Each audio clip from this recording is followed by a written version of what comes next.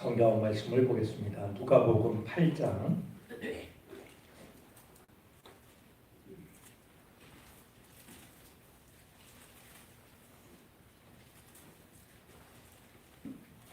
4절부터 8절까지입니다.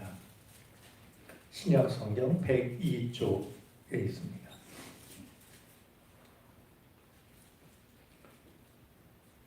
말씀을 교독하겠습니다.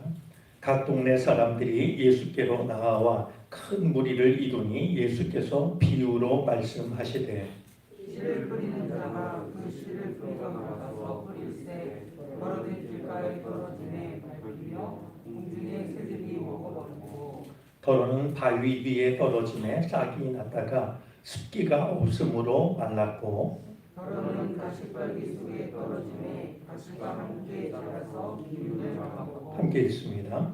더러는 좋은 땅에 떨어짐에 나서 백배의 결실을 하였느니라. 이 말씀을 하시고 외치시되 들을 귀 있는 자는 들을지어다. 아멘. 네, 겨울 비가 내리고 있습니다. 이 비가 쓸모없는 비보다는 우리의 메마른 마음을 적셔주는 주님의 은총의 손길 되어지기를 바랍니다. 가뭄 중에는 겨울 가뭄이라는 게 있습니다. 우리한테 좀 낯설지 모르지만 가뭄은 봄, 가을 혹은 여름에만 있는 게 아니라 겨울 가뭄도 있습니다.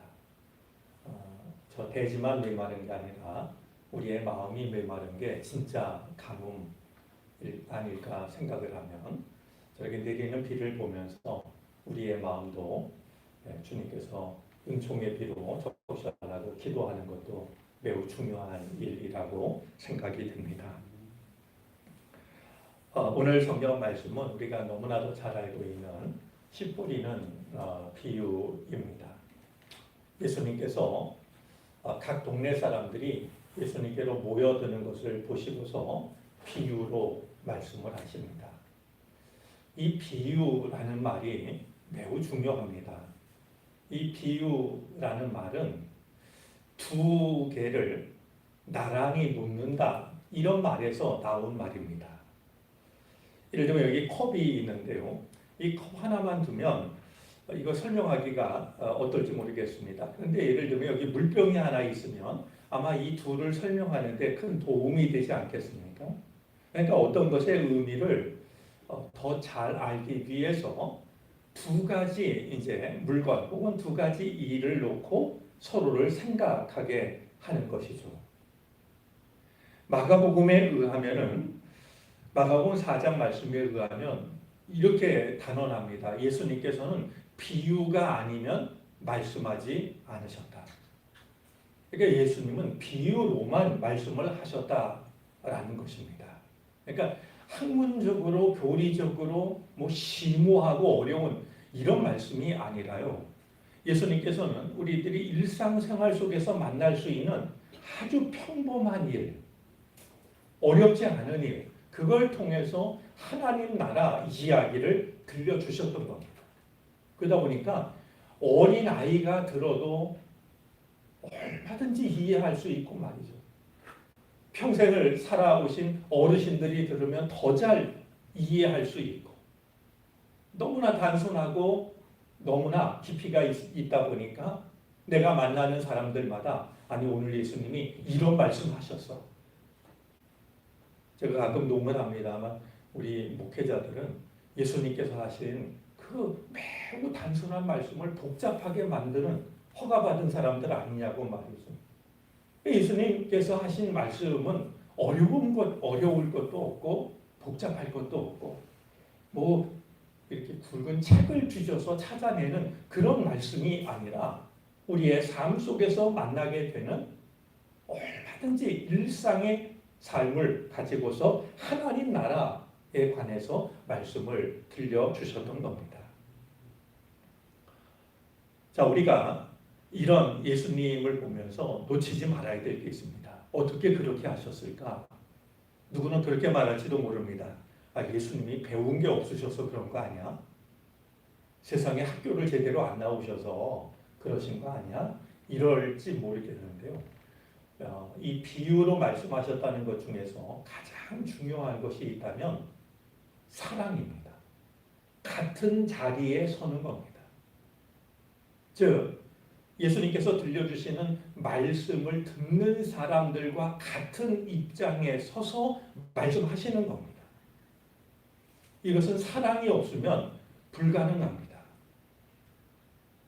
알아듣든지 못 듣든지 말이죠. 멋있는 말을 혼자 하시는 게 아니라 듣는 사람들 입장에 서서 그들이 이해할 수 있도록 말이죠. 기억할 수 있도록. 이것은 어떤 다른 능력보다는 같은 자리에 서려고 하시는 사랑에서 나온 말이다. 누군가는 머리 좋은 게 마음 좋은 것만 못하고 마음 좋은 것이 손 좋은 것만 못하고 손 좋은 것이 발 좋은 것만 못하다고. 관찰보다는 애정이, 애정보다는 실천적 연대가, 실천적 연대보다는 입장의 동일함이 더욱 중요하다라고 하면서 입장의 동일함, 그것은 관계의 최고 형태라고 말을 했습니다. 같은 자리에 서는 게 관계에 있어서 가장 좋은 것이라고 하는 건데요. 예수님은 우리들과 똑같이 사람의 몸을 입고 이 땅을 찾아오셨을 뿐만 아니라 말씀을 하실 때도 우리가 알고 있는 것, 우리가 이해할 수 있는 것. 그래서 마가복음의 저자에 의하면 예수님은 비유가 아니면 말씀하지 않으셨다. 학문적이고 교리적이고 이런 게 아니고 일상의 삶 속에서 만나는 그 일들을 통해서 하나님 나라의 비밀을 들려주셨다 하는 겁니다. 제가 마음속에 두고 있는 이야기 중에 개밥그릇 얘기가 있습니다. 어떤 골동품 수집업자가 일부러 시골장을 찾아갑니다. 좋은 물건을 값싸게 구할 수 있지 않을까. 가서 돌아다니다 보니까 기가 막힌 물건이 하나 눈에 띕니다. 어떤 할아버지가 강아지를 팔고 있는데 그 앞에 놓인 개밥 그릇이 기가 막힌 골동품입니다. 근데 저 할아버지가 그걸 모르고 개밥을 담아놨어요. 호들갑을 떨면 저 할아버지가 안 팔지도 모르고 값을 비싸게 부를 것 같단 말이죠. 앉아서 너스레를 떨기 시작합니다. 건강은 어떠신지, 농사는 잘 지셨는지, 자식들은 잘 사는지. 한참 얘기한 끝에 이제 얘기하죠. 오늘 어쩐 일로 나오셨냐고. 강아지 팔러 나왔다는 거예요. 얼마 받으시려 합니까? 그랬더니 8만 원 받을 예정이라고 대답하는 할아버지한테 10만 원을 세워드려요. 그러면서 장국밥이라도 따뜻하게 말아 드시고 가라고. 할아버지가 얼마나 고마웠겠어요. 이렇게 늙은이 다 챙겨준다고 참 고맙다고. 그리고 강아지를 건네줬습니다. 골동품 수집업자가 안녕히 계세요 그리고 돌아섰겠어요? 하고 싶었던 마지막 말을 했죠. 할아버지, 제가 서울에서 왔는데 가다 보면 이 강아지가 배가 고플 터이니 이 개밥그릇 제가 가져가도 되겠죠? 그때 할아버지가 껄껄 웃으시면서 안 되네 이 양반 하시면서 하는 얘기가, 내가 이 개밥그릇 때문에 이 자리에서만 강아지를 102마리째 팔고 있다고 말이에요.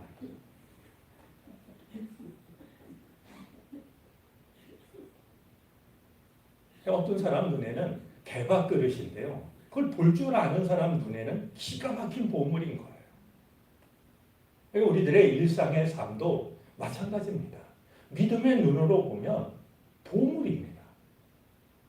그것을 주님은 우리에게 가르쳐 주신 것인데, 주님이 가르쳐 주신 이 비유를 통해서 우리는 하나님 나라를 볼 수 있어야 되고, 뿐만이 아니라 예수님이 그렇게 가르쳐 주셨으니 우리는 우리들의 일상의 삶 속에서 얼마든지 하나님 나라를 볼 수 있어야 됩니다. 그것이 주님의 말씀을 오늘 우리가 따르는 길이 될 수 있는 것이죠. 자, 우리 잘 알고 있는 말씀, 이어지는 말씀이 또 이 비유를 풀이해 달라라고. 비유는 사실 풀이하는 게 아니라 그 이야기로 끝나는 게 맛인데요. 우리가 제대로 알아들었나? 어떤 제자는 알아듣지 못해서 풀어달라고 하셔서 이어 풀어주시는 게 있으니까요. 우리가 잘 알고 있는 것처럼 씨앗을 뿌렸는데 이 씨가 떨어지는 곳이 다릅니다. 왜냐하면 이스라엘의 농사법은 우리와 달라요. 그냥 이렇게 가벼운 나무로 만든 쟁이로요. 한 10cm 정도 땅을 고르게 하고요. 그 다음에 어깨에 맨 자루, 씨앗을 담은 자루를 메고 다니면서 씨앗을 뿌립니다. 그리고서는 그냥 흙을 대강 덮어요. 그러다 보니까 씨앗이 떨어지는 곳이 다 다른데요. 어떤 씨는 길가에 떨어지고, 어떤 씨는 돌 위에 떨어지고, 어떤 씨는 가시덤불 속에 떨어지고, 어떤 씨는 좋은 밭에 떨어지게 마련이죠. 그 씨의 결과는 다 다른데요.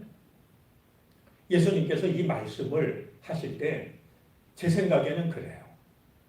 이런 농사짓는 모습을 다 알고 있기도 하거니와 말씀을 들려주실 때요. 아마 저만치서 누군가 밭을 갈고 있지 않았을까 생각을 해봐요. 그러니까 예수님께서 그 밭 가는 모습을 보시고 씨 뿌리는 모습을 보시고서 이 비유를 들려주셨을 것이다 라고 생각이 되는 거죠. 근데 이 너무나도 당연한 사실을 말씀하신 주님께서는 귀 들을 귀 있는 자는 들으라.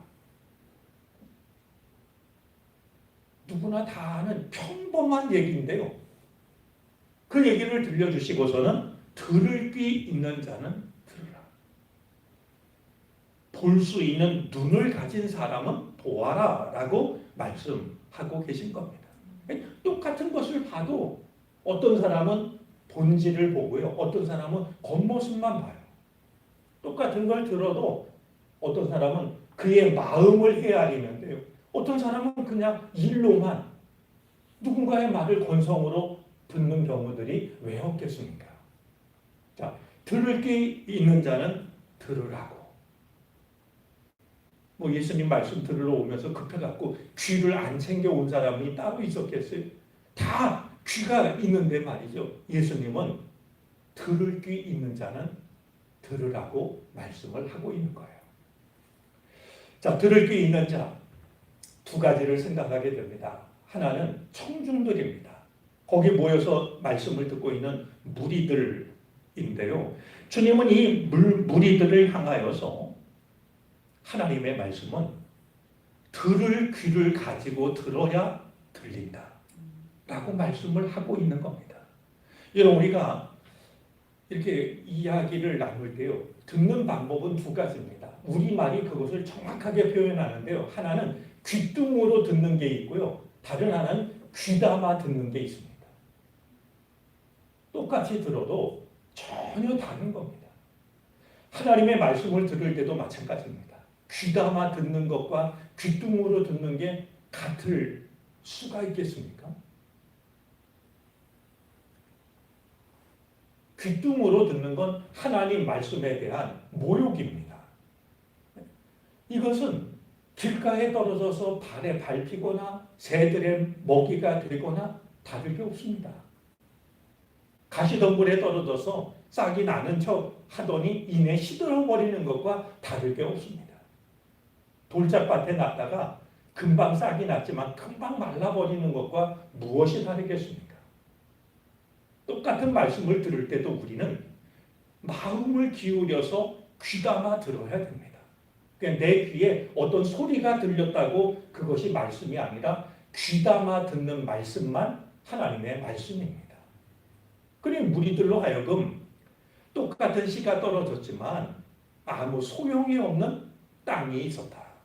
그러니까 그런 마음으로 말씀을 듣지 말아라. 말씀을 하고 있는 것이죠. 또 하나, 들을 귀 있는 자는 들으라 라고 하셨을 때 주님은 필시 제자들을 염두에 두셨을 겁니다. 봐라, 너희들이 복음을 전하면 매번 실패하는 것 같지 않니? 그러나 그게 아니라다. 때로는 길가에 떨어지고, 때로는 돌짝밭에 떨어지고, 때로는 가시덤불 속에 떨어져서 내가 하는 일이 아무 소용없다라고 여겨질지 몰라도 내가 뿌리는 씨 중에는 좋은 밭에 떨어지는 씨도 있어서 100배의 열매를 거둔단다. 앞서 실패를 모두 보상해 주고도 남는 열매가 맺힌단다. 그러니 눈앞의 성과만 바라보지 말고 내가 뿌리는 말씀의 씨앗이 좋은 밭에 떨어지기도 한다라고 하는 것을 잊지 말아라. 제자들을 격려하고 계시는 주님의 마음이기도 했을 겁니다.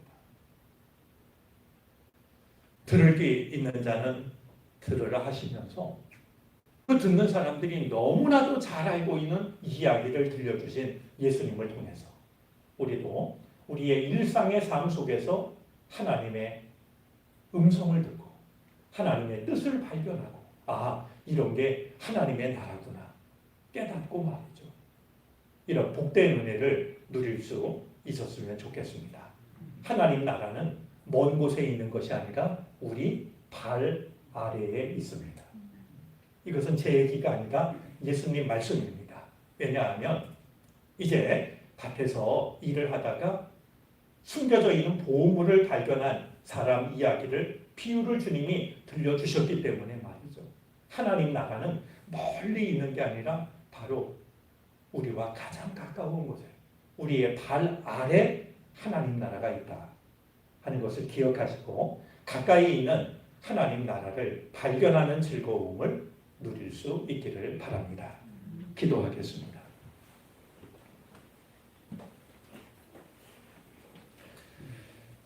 한겨울 비가 내립니다. 메마른 우리의 마음에도 은혜의 단비를 내려 주옵소서. 메말랐던 우리들의 마음이 주님의 은혜로 말미암아 생기를 되찾게 해 주시기를 원합니다. 오늘도 이 새벽 주님 전으로 부르시고 예배하게 하여 주시니 감사합니다. 우리가 드리는 예배를 기쁘게 받으시고 하늘 문을 열어 주시옵소서. 하나님의 백성으로 살아갈 수 있는 은혜를 허락해 주시기를 바라고 원합니다. 오늘도 말씀을 들려주시니 감사합니다. 주님께서 들려주신 씨 뿌리는 비유 마음속에 잘 간직하게 하여 주시사 들을 귀를 가진 사람이 되게 해 주시옵소서. 언제라도 주님의 말씀을 귀담아 듣게 하여 주시고 귓등으로 흘리는 일이 없게 해 주시기를 바라고 원합니다.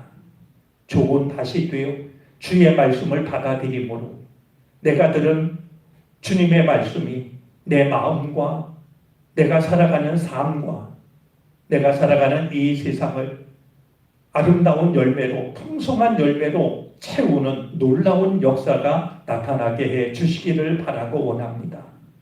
때로 우리가 하는 주님의 일이 아무 소용없는 것처럼 여겨질 때가 있습니다. 하지만 주님, 이제 길가, 바위, 가시떨기 많은 실패를 경험한다 할지라도 더러는 좋은 땅에 떨어져 100배의 결실을 맺는다 하셨사오니 다른 땅의 손실을 보상하고도 남는다 하셨사오니 주여 우리로 하여금 믿음 잃지 않게 하여 주시고 용기 잃지 않게 해 주옵소서. 성실함을 너무 서둘러 포기하는 일이 없게 해 주시기를 바라고 원합니다. 우리에게는 주님이 아시는 주님이 도우실 수 있는 일들이 있습니다. 사람이 알지 못하고 사람이 도울 수 없는 아픔이 있고 우리를 괴롭히는 근심과 걱정이 있습니다. 모두 아시는 주님, 모두 주님 앞에 내려놓사오니 받아주시옵시고 그 모든 것 위에 주님의 손을 얹어 주시옵소서. 그 모든 것이 변하여 주의 참된 은혜로 바뀌게 해 주시기를 바라고 원합니다. 무엇보다 가정을 평안케 해 주시기를 바라고 원합니다. 가정에 드리운 아픔, 어둠의 뿌리를 주님이 제거해 주시옵소서. 주님을 모신 복된 가정 되게 해 주시옵소서. 이 나라 이 민족을 주님의 손에 맡기고 의지합니다. 허리가 잘린 이 땅을 어서 속히 고쳐 주시기를 바라고 원합니다. 역사의 주인이신 주님의 은혜로 말미암아 하나 되게 하여 주시옵시고 서로를 얼싸안게 하여 주시옵시고 하나 된 이 은혜를 세계 만방에 복음을 전하는 일로 갚을 수 있는 이 나라 이 민족 되게 해 주옵소서. 정치 지도자들을 위하여 기도합니다. 어리석은 자가 되지 않게 해 주옵소서. 하나님을 두려워하는 자가 되게 해 주시옵소서. 하나님이 원하시는 정의와 공의가 강물처럼 흘러가는 이 나라를 꿈꿀 수 있는 사람이 되게 해 주시기를 바라고 원합니다.